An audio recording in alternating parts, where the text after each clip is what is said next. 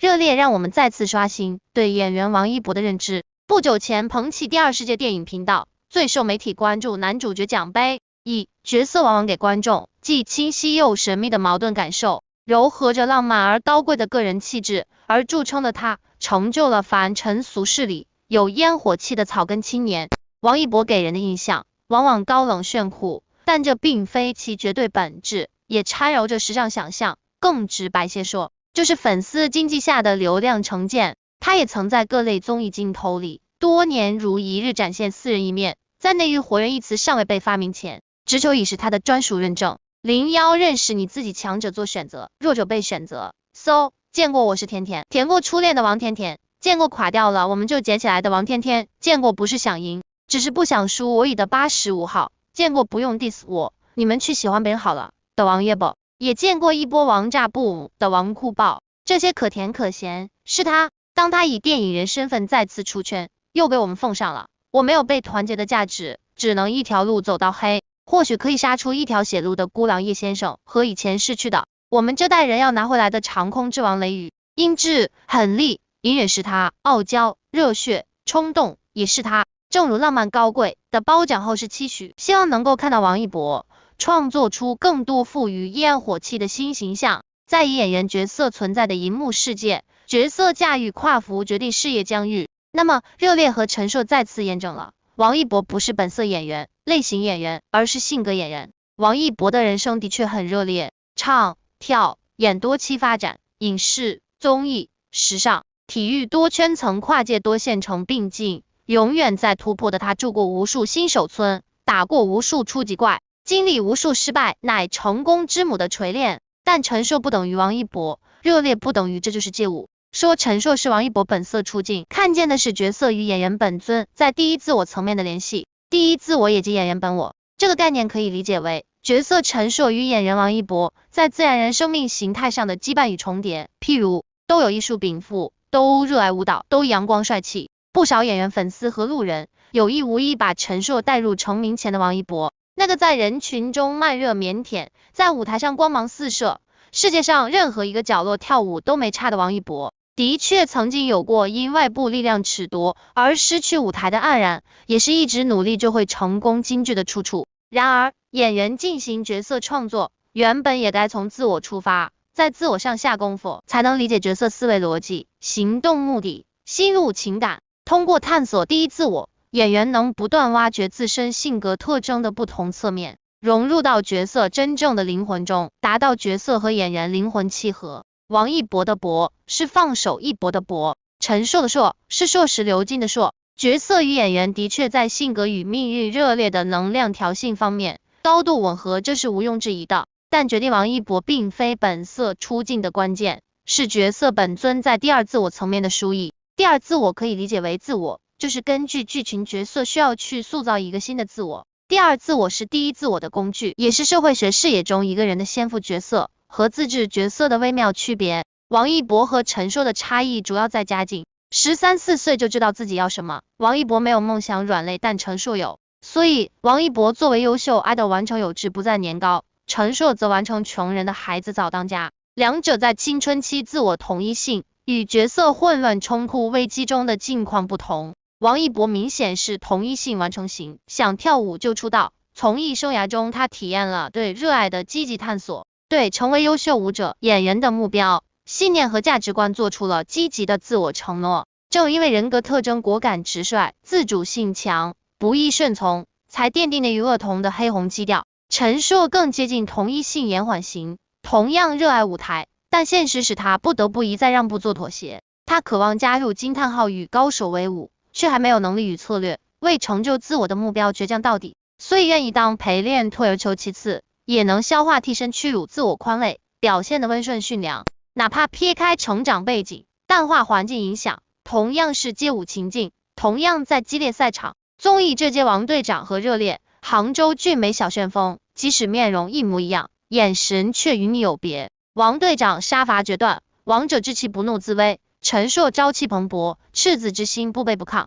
所以陈硕是全片人见人爱花见花开的少年，而王一博是觊觎着看不惯又干不掉的逆子，即甜甜、憨憨、对对、酷酷于一体。忠于自我，不取悦他人，同样都是在破破烂烂的世上缝缝补补。如果说陈硕是小土狗，那王一博至少也是小藏獒。王一博的博也是汪洋浩博的博，陈硕的硕也是明光硕亮的硕。角色与演员在视野、高度、实力方面有着段位的分野也是毋庸置疑。综上所述，陈硕是王一博又不是王一博，假作真实真亦假，无为有处有还无，这种真假参半，虚实难测，正是演员的基本修养与片场双重人格。那角色与演员本色重叠的部分，是不是更好驾驭呢？这其实也是个说难不难，说易不易的事情。说不难，是因为本色出演相对轻松，省略了扮演他人要调动经验提炼迁移的转化过程。说难，是因为演戏本似我而非我，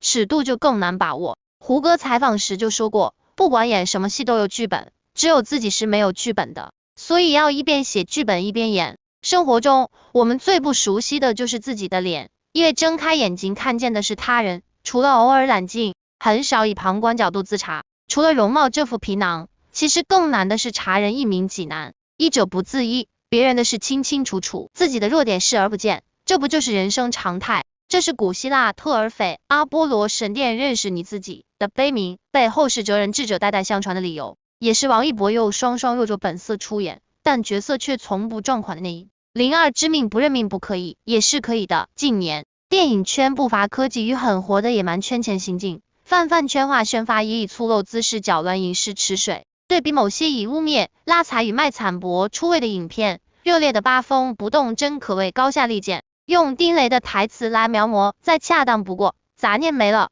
就什么都有了。热烈不写焦虑不卖惨，只说每天都是新的一天，只说底层的人都怎样突围。杜莎夫人辣味馆是鸡毛蒜皮的具体生活，谢哥演绎是五花八门的讨生活，惊叹号街舞团则在生活与讨生活之间踩钢丝，没有任何闲笔写无可奈何的哀日子。故事里编剧用温情笔墨侧写世间生斗小民，故事外剧组用接地气宣发链接芸大众。热烈以诚意消解着大众对喜剧、对街舞、对流量的刻板印象。而多元文化选择中，越来越多如你我的观众也在淘宝里成为热得快的自来水。街舞只是热烈的形，梦想才是他的神，不是很程式化的商业类型片。整个故事有泪有笑有爆点，是一次圆满的 freestyle， 没有刻意，水到渠成。以街舞为题材，但不能说它是音乐类型片；以喜剧为载体，但不能说它是商业喜剧片。擅长乱炖的大鹏，把末期少年穷的励志，老夫聊发少年狂的怀旧，